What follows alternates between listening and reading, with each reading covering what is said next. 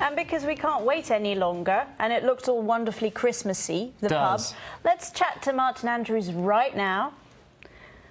Yeah, can we see Martin? Yes, we can. Martin, can you see us? Can you hear us? And if you can, it's over to you. What's happening where you are?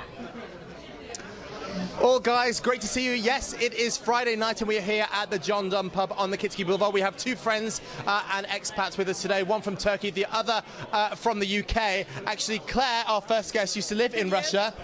Privyet. Yeah, Claire used to live in Russia about 8 years ago, and you had quite a dramatic time getting here a few days ago regarding this frozen rain, which I mentioned a few seconds ago. Tell me more about your ridiculous journey with EasyJet. And it didn't just include EasyJet, it also included all other airlines, but you flew on that company. Tell us more. Yeah, well, we took off from Gatwick on time at 7 a.m. and we were on the flight for about 2.5 hours. And then the pilot announced that he was turning around and we had to go all the way back to Gatwick. And he said it was because the runway was too unsafe to land. He said it wasn't because it was too icy, it was because it got warmer in Moscow, and so the ice was all sticky.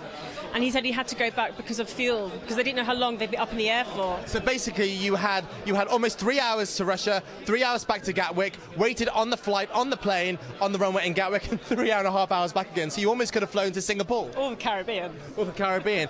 Now surely if you're talking, frozen rain is a rare, phenomenon, isn't it? Yes. And it seems strange that if it's a subject talking, bad weather in Moscow, that everything falls apart. Well, the thing is, because the day before it was -10, -11, so it was quite icy in Moscow. And then very early in the morning it started raining, and so when it rains it does actually get warmer.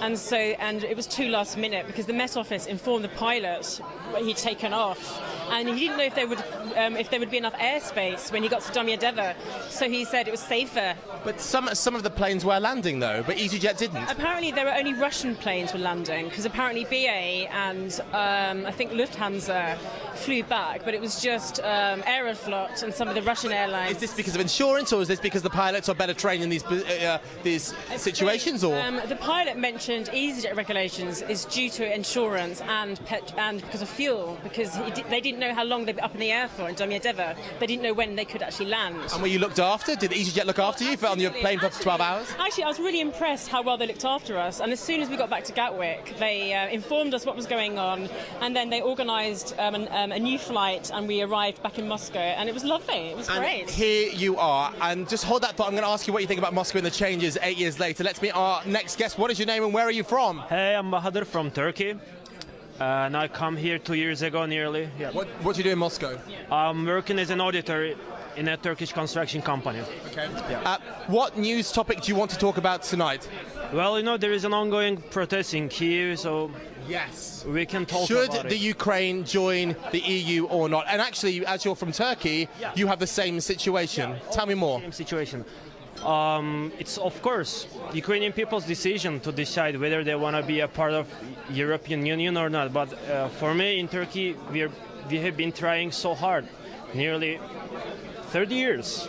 It's been 30 years since we have been trying to join the European Union. But if you look at countries like Spain, like Italy, like Greece, Ireland even, some of the countries aren't doing too well. And the other countries, such as the UK, they're falling out with EU, who are governed by Brussels and all these crazy laws. Why on earth would Turkey or the Ukraine want to join, this mess, which it basically is? Well, honestly, the level of democracy in Europe is really in a high level in comparison to in Ukraine and in Turkey.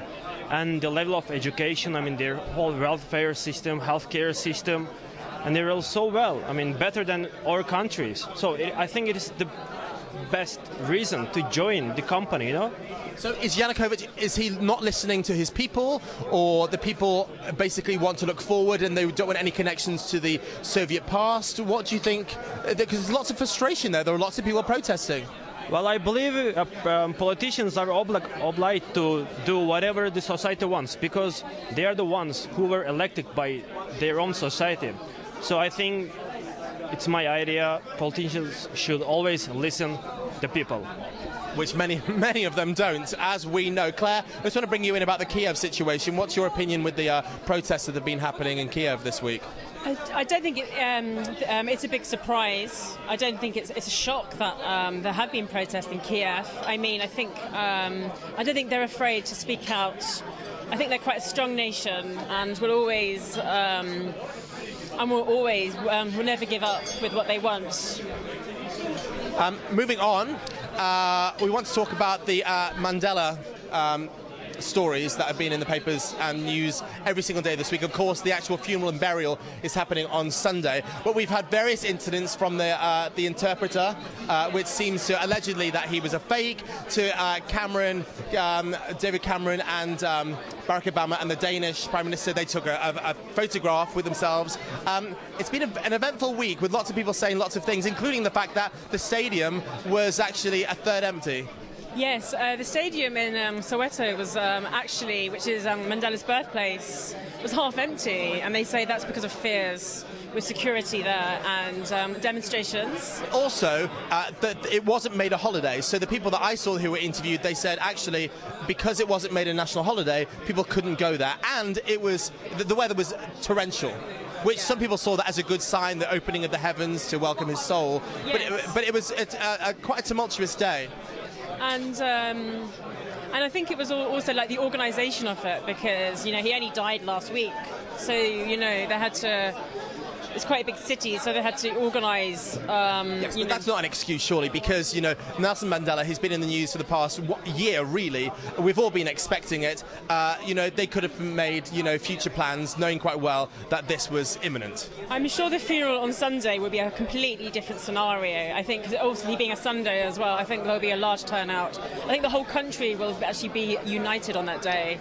It will be a real day of celebration as well. People will praise him and celebrate his life. What were your thoughts on the people who went, or indeed who didn't go? I think the people that went wanted to go to see other people there as well, and to be seen, like to be part of the event. So it's a status symbol. Well, yeah, and to say I was there. I remember when Princess Diana died, so many people, even from up north, travelled down to Kensington Gardens. Yes, but that's the public. I'm talking about figures here. We had John Major, we had David Cameron, we had Gordon Brown, yes. and how many people turned up for Margaret Thatcher's funeral? Some people say you can compare the two. Some people say you can't. Was anybody from Russia there this week? From what I believe, there was a representative from Russia, but it wasn't anyone from the Kremlin, high up. Because I know Putin has had his State of Assembly speech this week. That's right. And I think it was also to avoid tension with regards to the emerging markets. But with the UK, Gordon Brown was there, Tony Blair, David Cameron and John Major. That's the first time the four of them have been together. And David Cameron got really quite friendly with, I think, because he's a bit of a celebrity with the selfie. But taking that selfie there, which is the photograph of yourself with an iPhone, I thought that was bad taste. At the end of the day, it was somebody's funeral. But I think it's coming up to a general election in 2 years, and he just wants to be in with the kids. He wants to be seen as popular. Yes, he does. Claire, thank you very much. Thank you very much to you. And that is all from us here in the pub. Indeed, it's my last pub. I'm not here next week, so all to you from us. Merry Christmas. We're going to enjoy our drinks. Snob 'em, got 'em. Ah, yes, Claire remembers the phrase from 8 years ago. Back to you in the studio. Have a great weekend. And I tell you what, Martin, I also remember Claire Heffron. Make sure you buy her a drink, please. Yeah, Claire, Snob 'em, got 'em. Thank you so much. Good Russian. Well done there. Yeah, well done for remembering it.